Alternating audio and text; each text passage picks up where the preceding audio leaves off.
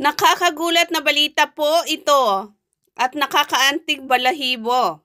Kung sino-sino po yung mga naidagdag sa pinakahuling resulta po ng election kahapon. Narito po. Unang-una si Bongo, 26,309,162. Pangalawa, 20,404,381. Si Bam Aquino, nakakagulat.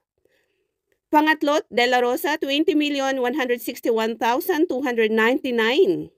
Pang-apat, si Tolfo Erwin, 16,668,200.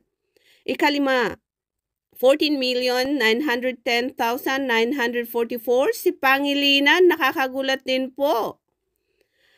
Ika-anim, Marcoleta, 14,810,710.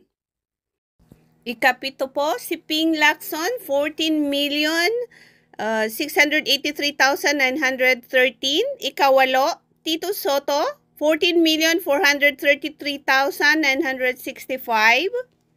Ikasyam, Pia Cayetano, 14,176,243. Pang-sampu naman po, si Camille Villar, 13,277,383.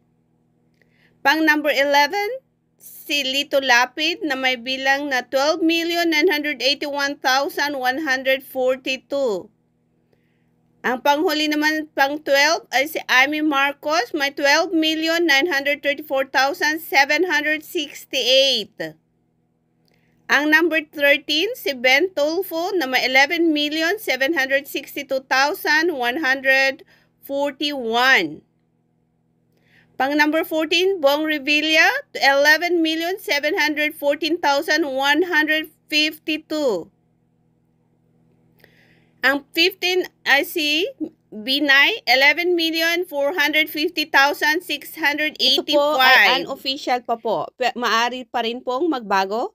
Depende pag may pag meron pong pagkakamali o meron pong mga aligasyon ng pandaraya, lalo na po yung medyo maliliit ang agwat na if mag-request sila ng recount na maaring magbago ang resulta. Ayan po for today. Thank you.